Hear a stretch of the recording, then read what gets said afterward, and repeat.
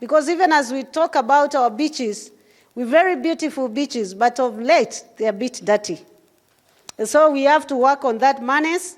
So this country, allow me to say, is not even marketing. If we remove the barriers alone, Kenya can get 10 million tourists in this country. And one of the barriers you spoke was visa.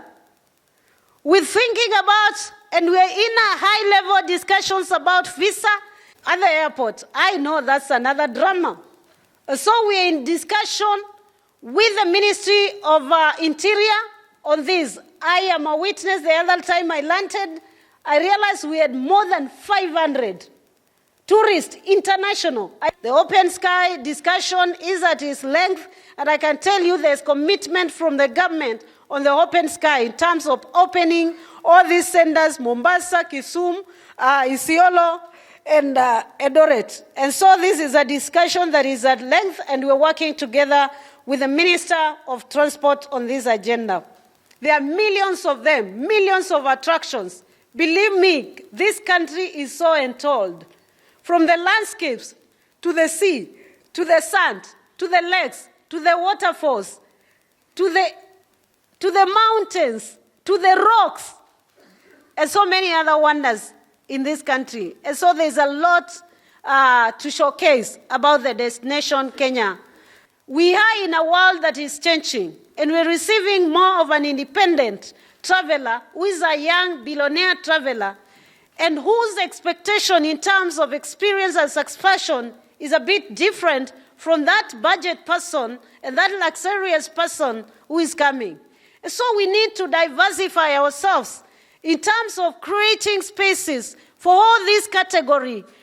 If we look at the demographics, 65% of the people who will be traveling is that person aged between 18 and 35.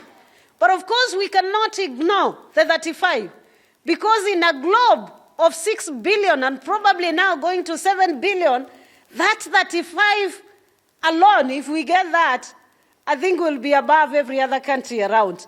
As I work on packaging the products, my dear brothers and sisters, you have to work on your hotels and make your hotels ready for a generation that probably will not spend much of their time in the rooms, but would want to spend much of their times outside there.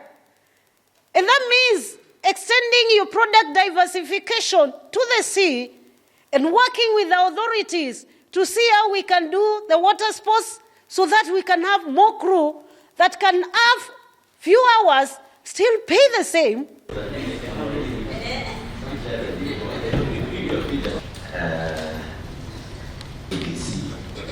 Whom we are trying to bring back, we have KWS scheduled at that time. We've come a long way. But the discussions that we usually have here, and we are able to do Brookside Day. Tourism. Then of course, he's here. He's not going to continue as my own. But it's a community. We'll be spending a lot on charity. We have on a yearly basis, so they can plan for it.